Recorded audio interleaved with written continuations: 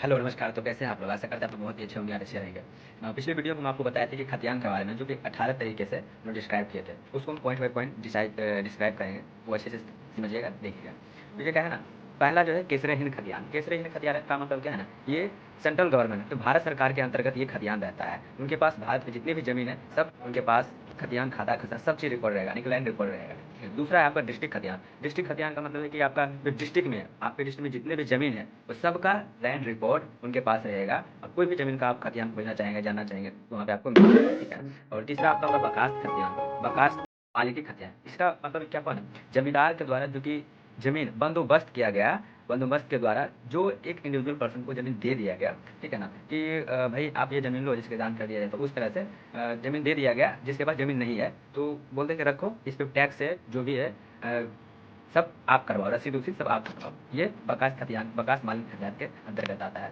और आपका चौथा है जीराद खतियान। जीराद खतियान का मतलब ये होता है ना कि पहले ज़माने में जमींदार को पर्सनल ज़मीन दिया जाता था, वो कि गौशाला के लिए, तो गाय बछड़ा जो भी चीज़ रहता है, पशुओं के लिए अलग से ज़मीन दिया जाता था। उसके लिए भी अलग खतियान आता है, जिसको हम जीराद खतियान कहते हैं, ठीक है। पहले के ज़माने में क्या क्या होता है।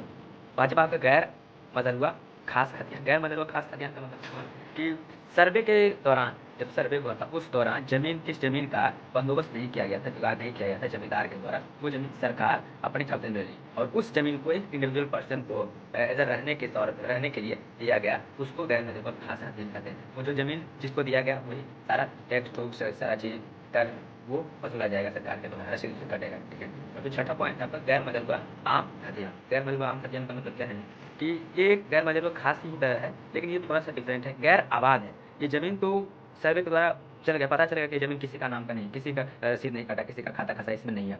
फिर भी इसको क्या है, जैसे कि एक आहर हो गया, डोहा हो गया, जो भी नाल तालाब, इस तरह से जो कि जमीन है, जो कि हर किसी वो हकदार होता है, यानी कि मान लीजिए कि सरकार का ही ज़मीन है, वो एक इंडिविजुअल किसी का नहीं, उसको गैर मदरुआ आम खतियान कहते हैं। और जो कि सातवां है कि रैयती खतियान। रैयती खतियान हम सभी के पास रहता है, जिसके पास पुख्ता खाता खसरा और जमाबंदी, ये सारा चीज़ रहता है। तो वीडियो इन्फॉर्मेटिव लगा, लाइक कमेंट शेयर करके मेरे पर्सनल बनाए, ताकि इस तरह से कंटेंट आपको हर रोज प्रोवाइड करते रहें। बाकी तो आज 7 पॉइंट ही हमने डिस्कस किए हैं, और आगे का जो शेष बचा है नेक्स्ट वीडियो में हम डिस्कशन कर देते हैं। अगर इसमें कुछ इन्फॉर्मेशन कमी रही तो आप मुझे कमेंट करके बता सकते हैं कि इसमें।